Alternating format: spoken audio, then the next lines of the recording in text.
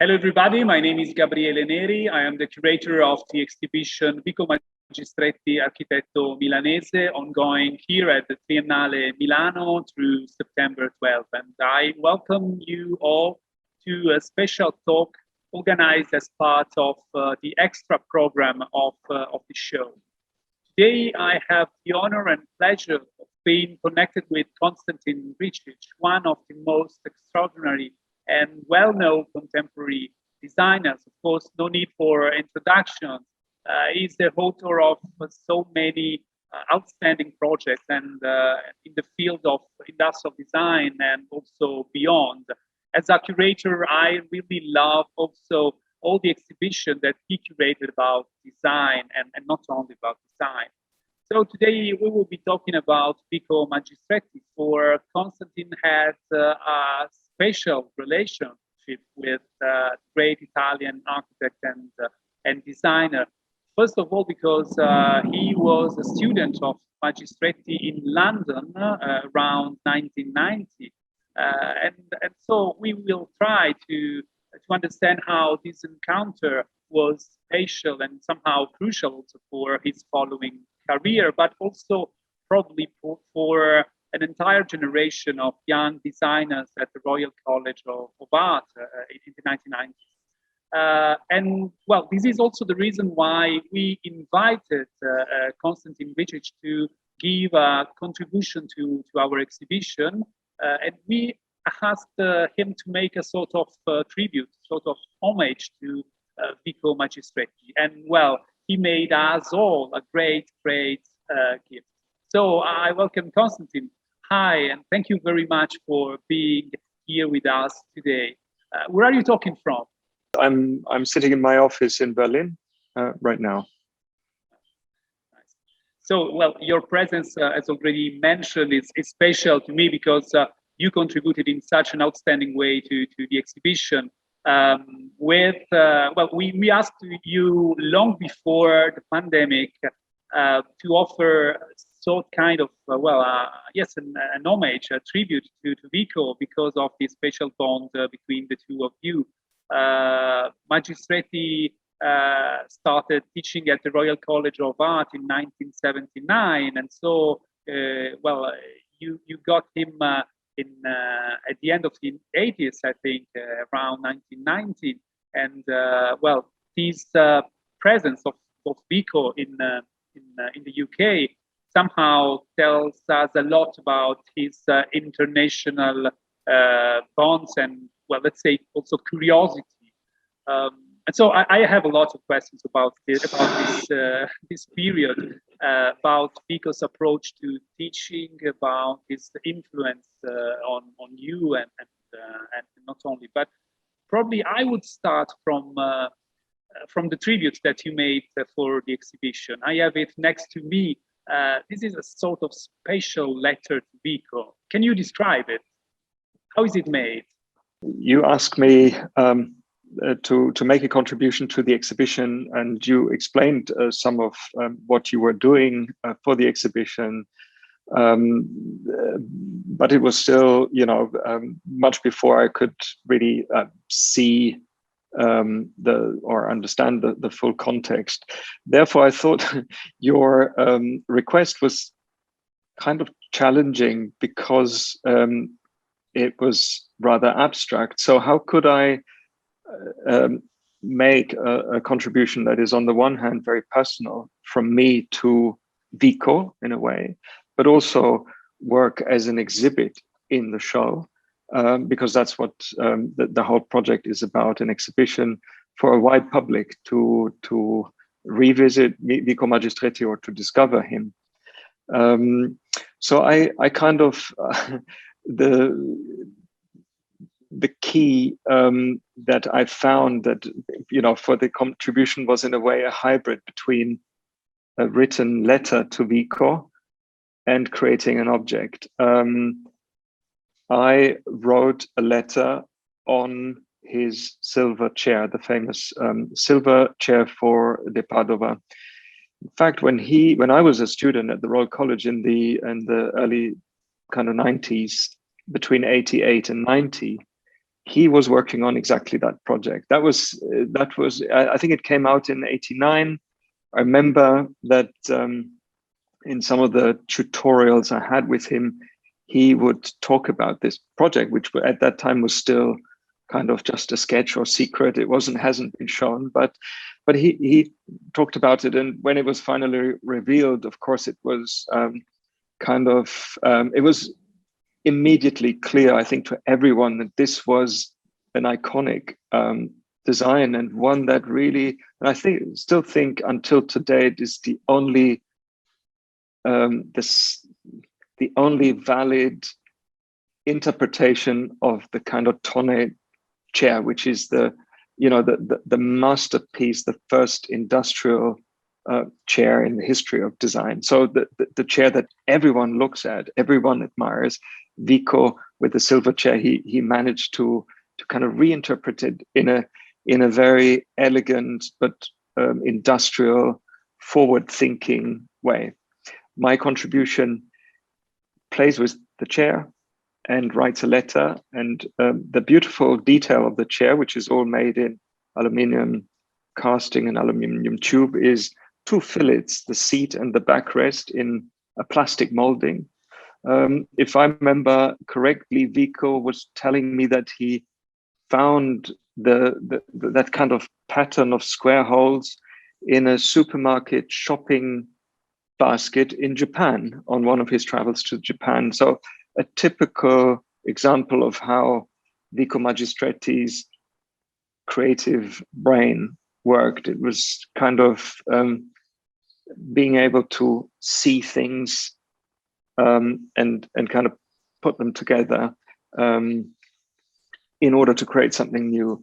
So this beautiful pattern of square holes on the backrest and on the seat gave me the kind of a grid to implement keys from a computer, the little square key that everyone has on their computer pads.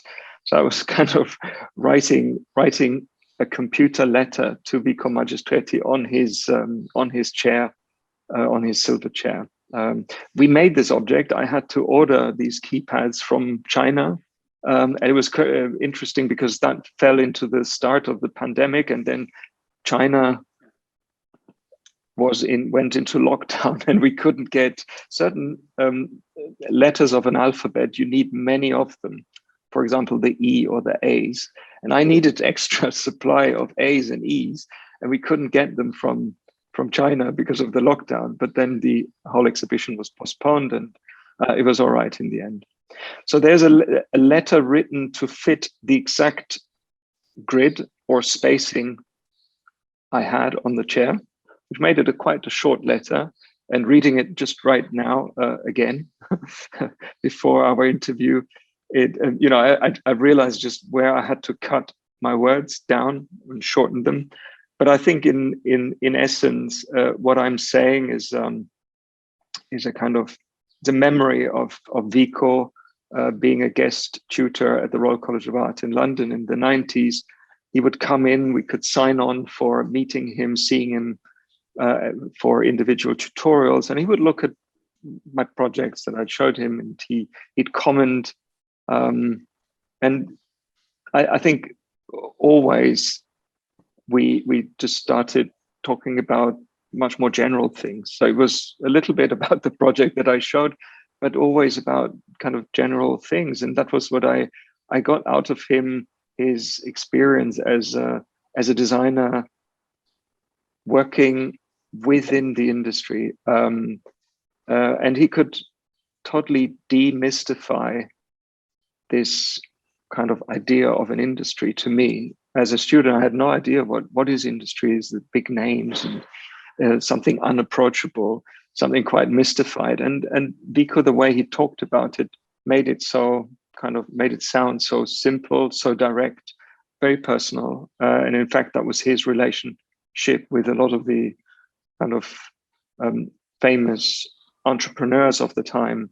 And it was all about relationship and trust and shared passion. And I guess, but this is what I learned from him, and the letter expresses that in some way.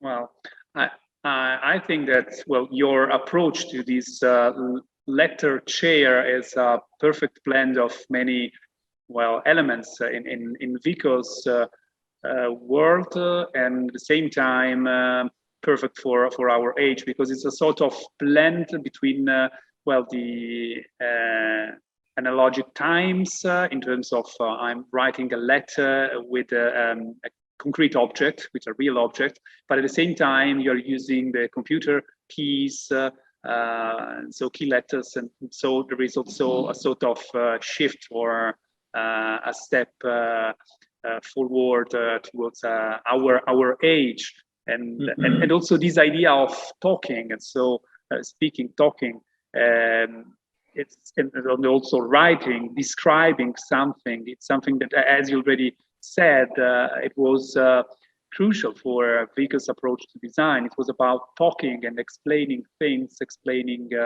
objects, and this idea of that design can be invented somehow or created thanks to a dialogue between two people, so the father and the mother, or two parents of the object. So Vico Magistretti with Cesare Cassina, or with Ernesto Gismondi.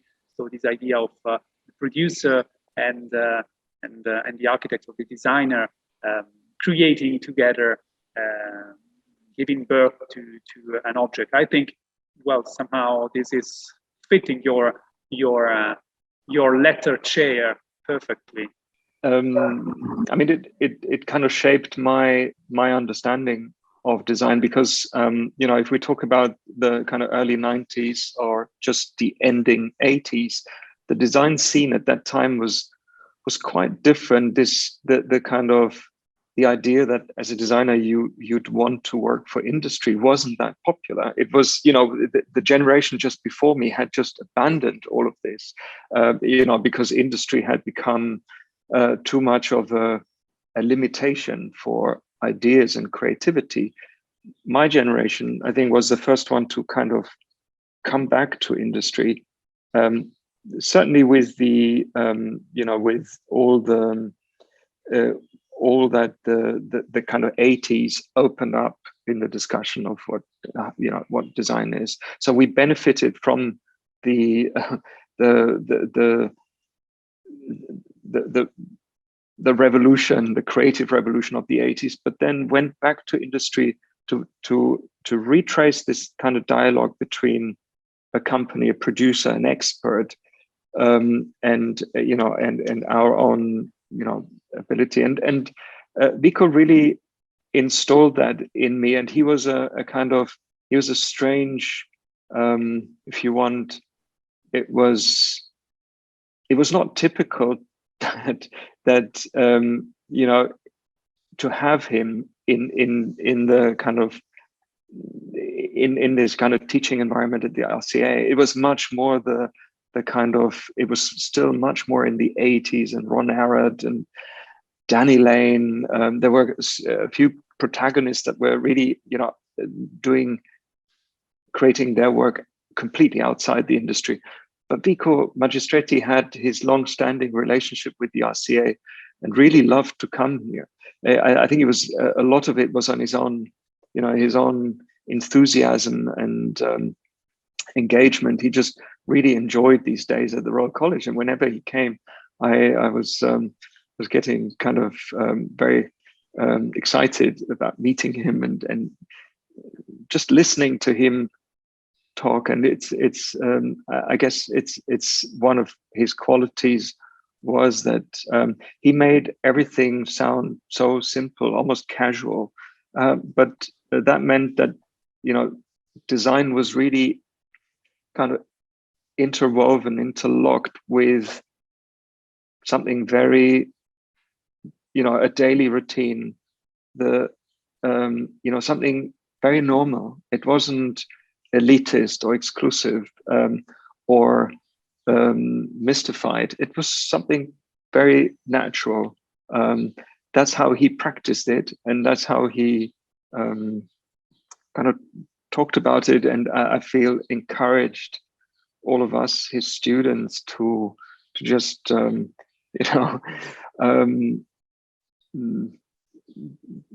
well, try and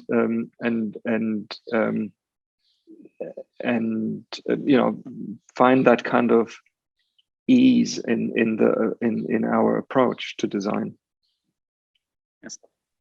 What I got from Magistretti, I think that this idea of lightness also in the way in the way you can be a designer, and so the idea of designing with a certain kind of lightness and curiosity and also irony, which are some of many some of the many things or lessons that we can get from his objects, for instance. So this idea of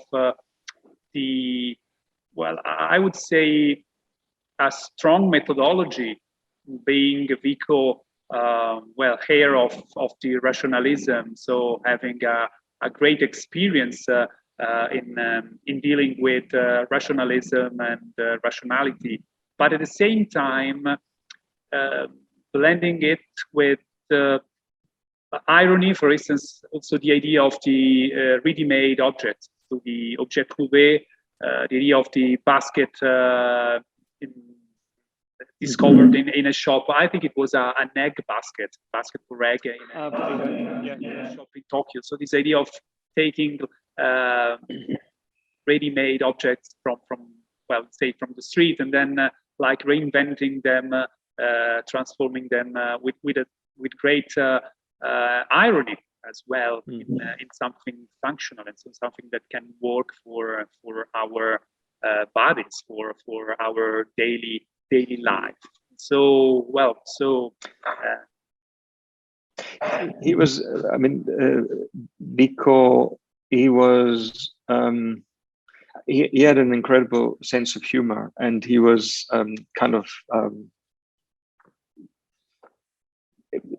very passionate and one could say emotional in his, in the way he was, but he was absolutely honest and direct, and no bullshit.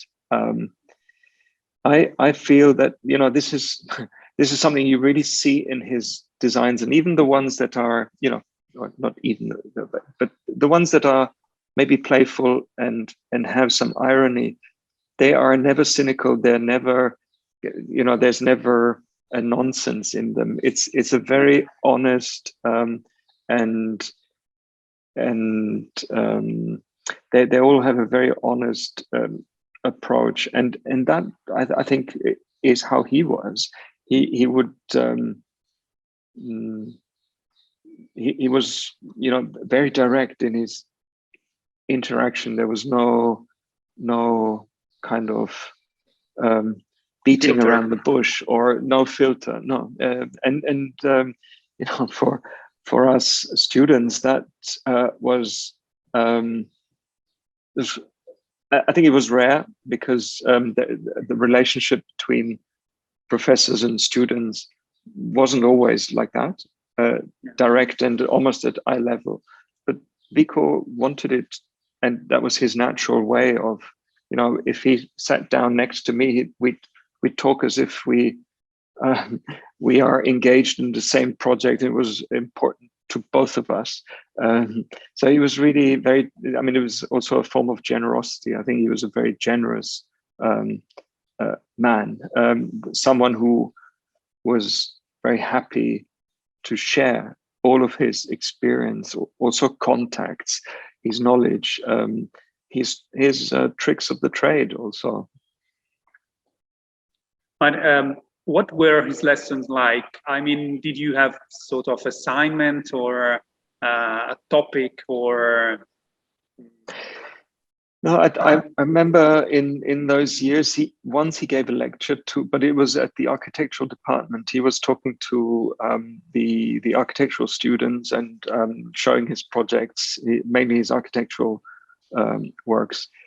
At the design department where I studied, he'd just come in for a day or two, and there would be a note on the door and saying Vico Magistretti coming next week Thursday, and then you could sign up for it.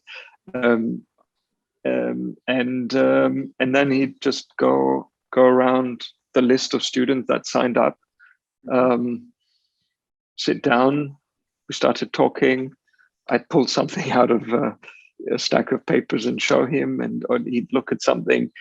He'd give a very honest, straightforward advice, but then the discussion would lead to something else. Lesson would be the wrong term.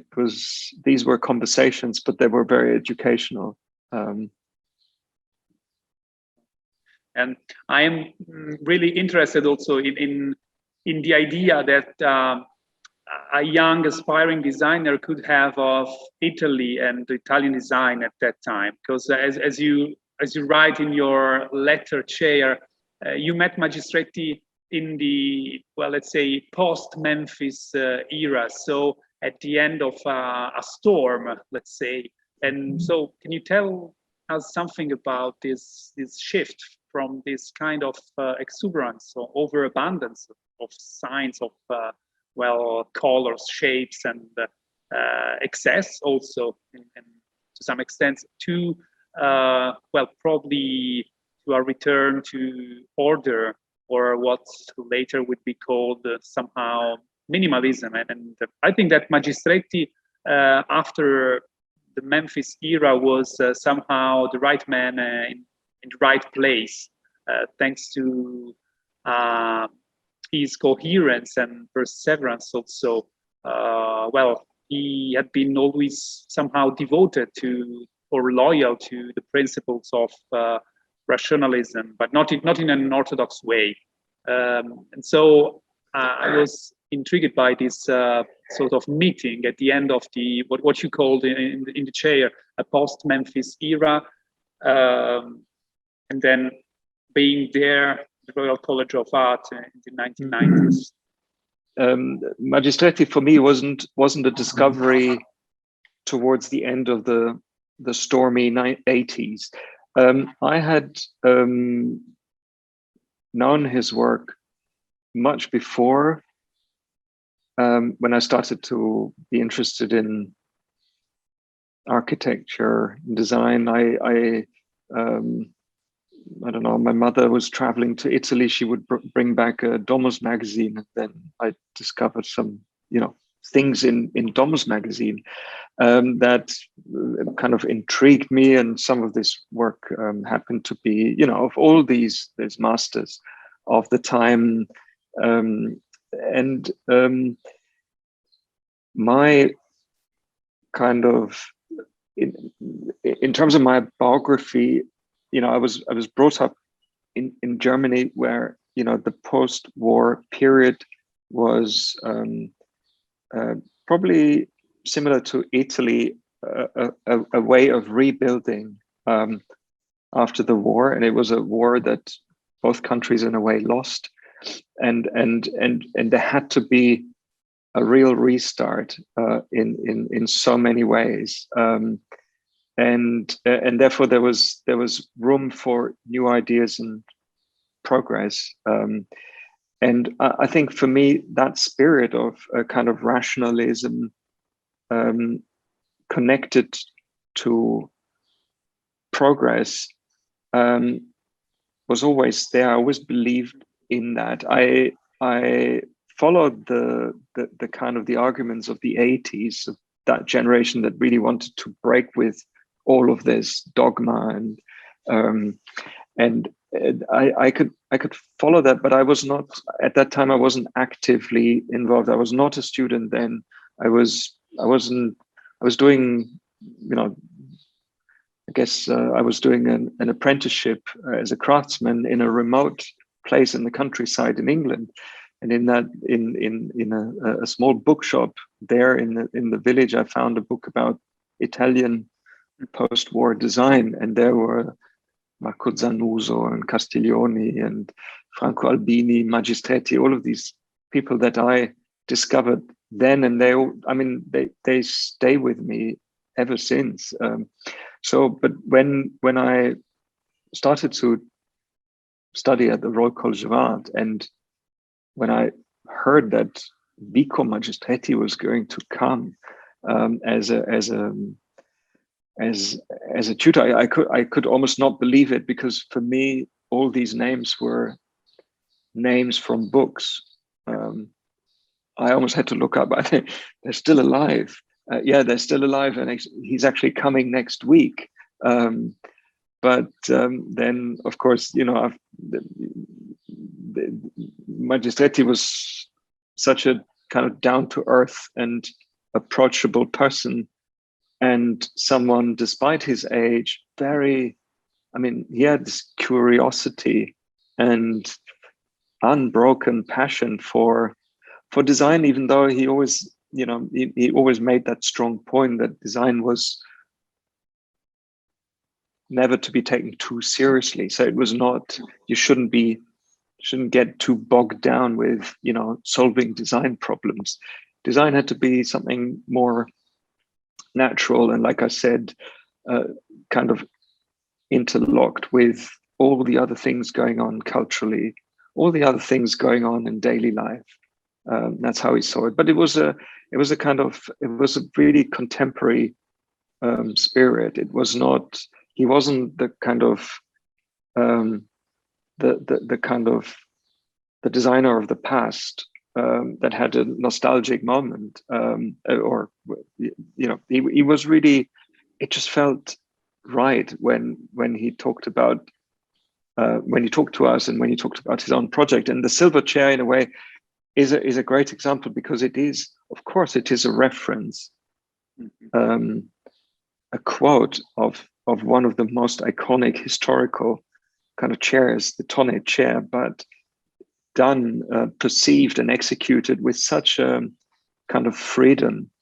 And that freedom creates lightness. And it's not only light because it's made in aluminium, it had a lightness because it's so, it seems just so obvious, so natural, just how it had to be. And that's how he was, that's how maybe he wasn't, he was in Milano while there was the whole Memphis movement, and Magistretti was continued doing his thing throughout those years, but not, I think he never felt kind of threatened or challenged by this. Probably, Magistretti was open-minded. Surely he did like a lot of what was going on, because also he could see the kind of the liberation in a lot of the concepts from those, from that generation, from those designers. But I think he knew his place in the whole system and would just continue doing his thing.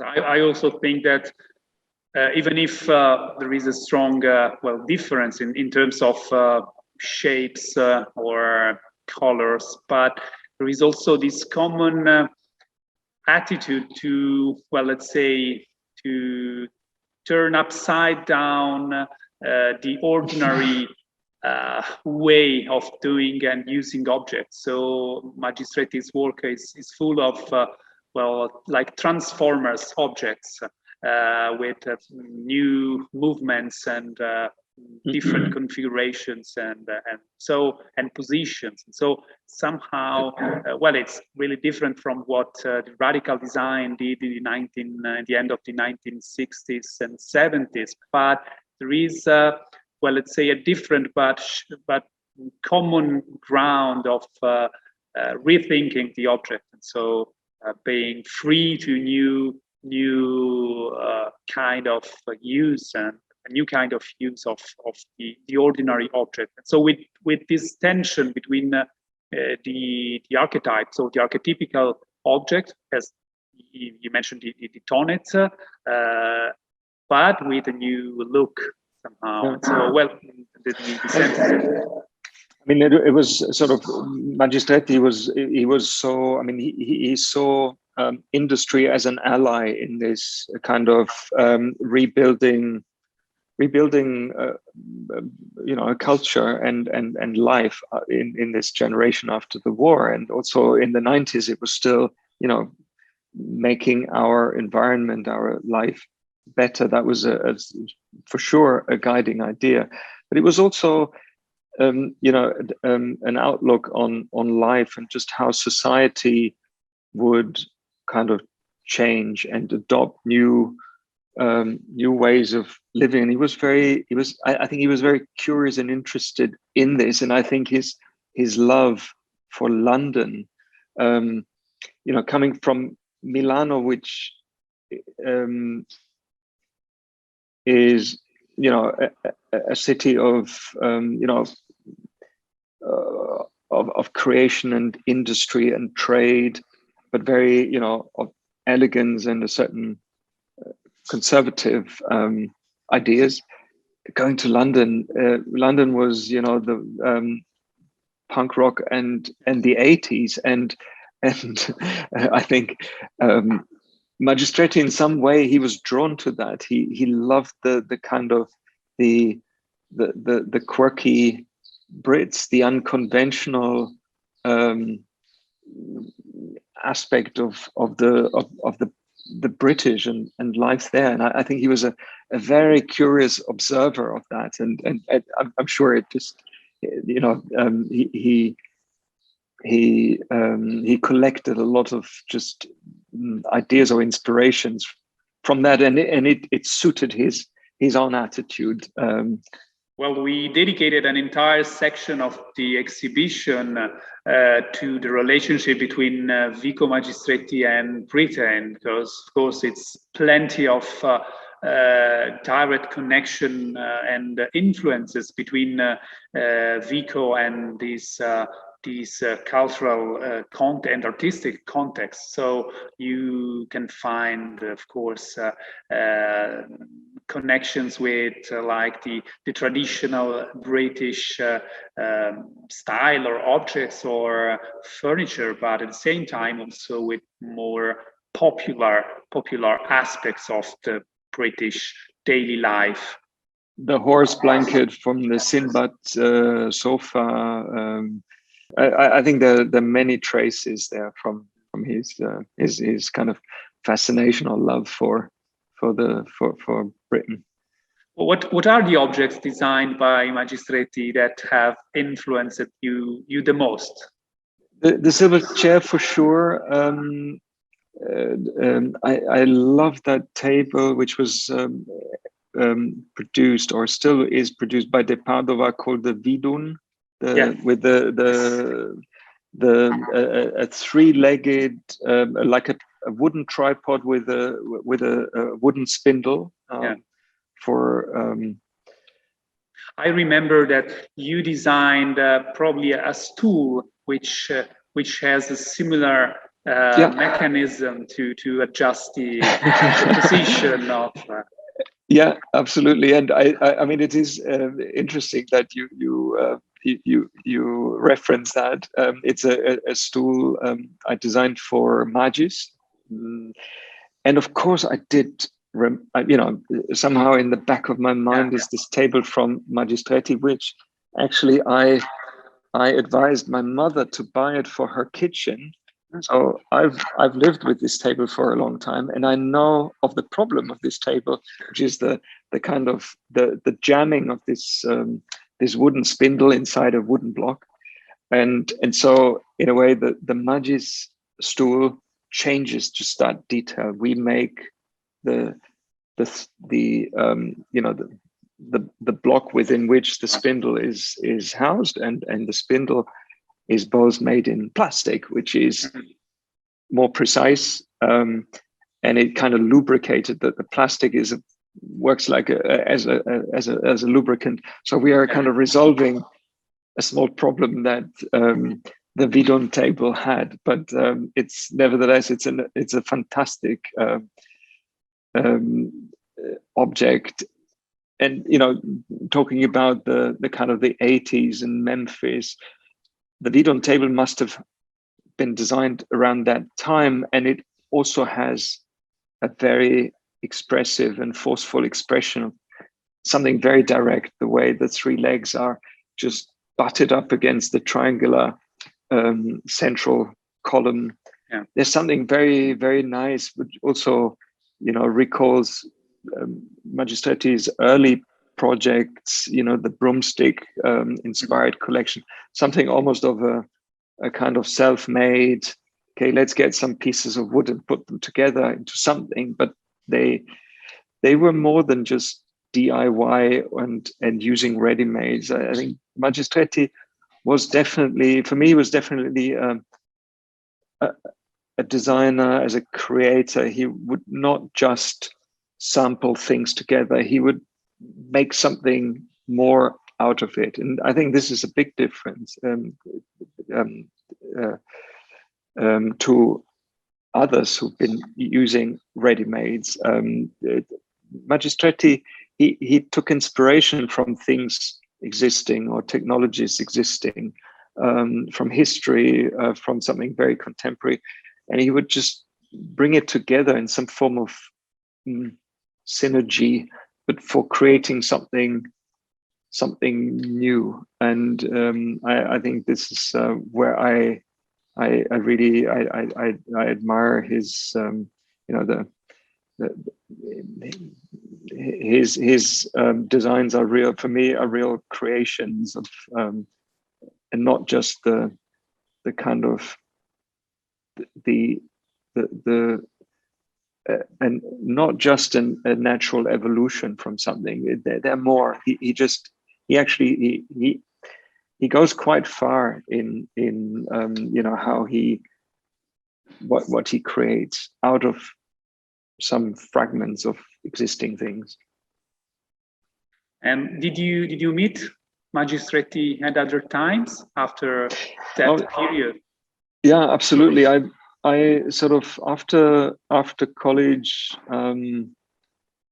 I moved to Munich. I set up my studio. I started working for some companies in Milan. Whenever I came to Milano, I did not always, but sometimes I met him. I met him at the Padova. Once he came to Munich he was on traveling with Maddalena de Padova, and they came by car to Munich. We had a great kind of day out it was this sunny day in the summer. I remember we went to markets and to spend a day together. So I was in touch with him.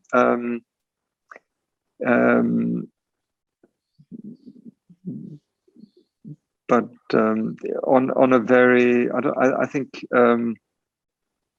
just because there was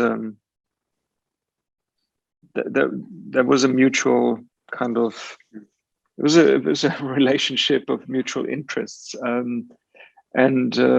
it was of course work related, but never that I felt there was any kind of there was nothing attached to it. It was very light and natural.